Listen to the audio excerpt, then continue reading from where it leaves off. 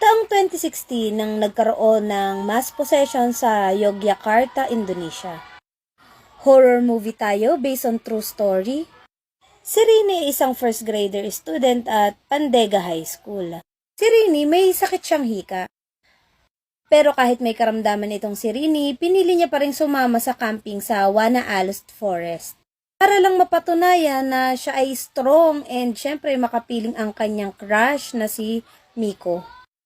Itong Wana Alust Forest ay isang prohibited forest. Dahil nga doon sa mga unang pangyayari, kaya naging protected area itong lugar na ito. Halit sa pagpapilit ng team neto ni Miko na doon nga ganapin ang camping, ay napapayag naman nila yung caretaker nito. Isang kondisyon na hindi nila gagalawin or papasukin ang lugar na pinag-aalayan ng mga offering dito sa nag-aalaga sa forest na ito. Nag-aalaga sa forest na ito ay pangalanan nating si Ruru Putri.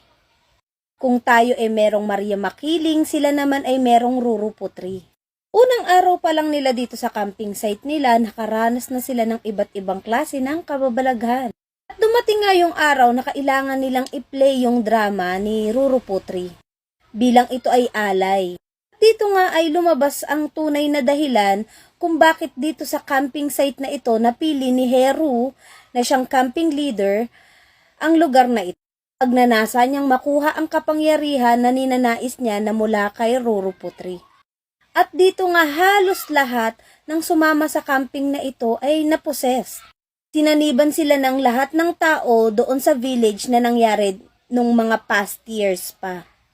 Dahil sa kabutihang puso neto ni Rini ay hindi niya makukuha ang kapangyarihan na ninanais neto ni Heru.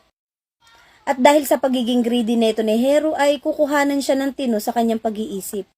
Ang lahat ng sumama sa camp ay umuwing ligtas maliban dun sa ilan na nakakuha ng injury. Sa dulo ng video na ito ay i-interviewin nila mismo si Rini, na hanggang ngayon ay hinahunt pa rin ng spirit neto ni Ruru Putri. Based ito sa true story na nangyari noong 2016 sa Indonesia. Pero disclaimer lang, ang ibang lugar dito at pangyayari ay binago nila ng konti. I-follow mo na rin ako for more videos and reaction. Tara, Netflix and chill!